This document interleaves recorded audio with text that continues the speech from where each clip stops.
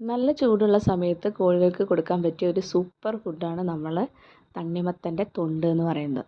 അപ്പോൾ അത് നമ്മൾ തണ്ണിമത്തനൊക്കെ മേടിച്ച് കഴിഞ്ഞാൽ ബാക്കി വരുന്ന പീസ് നമുക്ക് ഇതുപോലെ ആക്കിയിട്ട് ഇട്ട് കൊടുക്കാം. അപ്പോൾ നമ്മൾ കഴിക്കുന്ന സമയത്ത് ജസ്റ്റ് സ്കൂപ്പ് തണ്ണിമത്തൻ്റെ ഉള്ളിലുള്ള ആ ഒരു കഴമ്പ് സ്കൂപ്പ് ചെയ്തെടുക്കാൻ നോക്കുക. അങ്ങനെയാണെങ്കിൽ നമുക്ക് ഇങ്ങനെ ഈ തൊണ്ട് അവർക്ക് വെച്ച് കൊടുത്തു കഴിഞ്ഞാൽ അവർ സുഖമായിട്ട് അത് ഫുള്ള് കഴിച്ച് വെറും വെള്ള കളർ ഒരു പ്ലേറ്റ് പോലെ ആക്കിയിട്ട് നമുക്ക് തരും.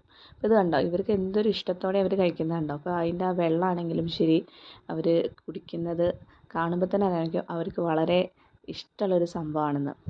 ഞങ്ങളെ വീട്ടിൽ തണ്ണിമത്തൻ മേടിച്ചിട്ടുണ്ടെങ്കിൽ ഇതുപോലെ നമ്മൾ പീസസ് അതിൽ നിന്ന് മുറിച്ചെടുത്തിട്ട് അതിൻ്റെ ആ തൊണ്ട് വെച്ചെടുക്കും. ആ തൊണ്ടിലേക്ക് എന്നെ കണ്ടില്ലേ, ഇവിടെ ഇതൊരു സ്പെഷ്യൽ ബ്ലാക്ക് ആൻഡ് വൈറ്റ് പുള്ളികളെ മാത്രമുള്ള ഒരു കോഴികളാണ് കേട്ടോ. അപ്പോൾ ഇവരൊക്കെ കണ്ടില്ലേ, ഇതൊക്കെ വളരെ റെയറായിട്ട് കാണുന്ന ഒരു ഇനം കോഴികളാണ്. നമുക്കിവിടെ ഇഷ്ടംപോലെ കോഴികളുണ്ട് ഈ ഒരു ഇനത്തിൽപ്പെട്ട.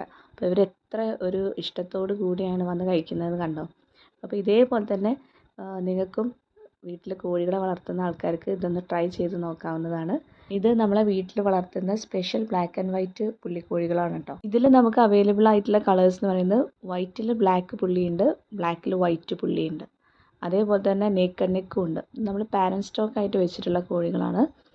ഇവയെക്കുറിച്ച് കൂടുതൽ വിവരങ്ങൾ അറിയാൻ കമൻറ്റ് ചെയ്യുക.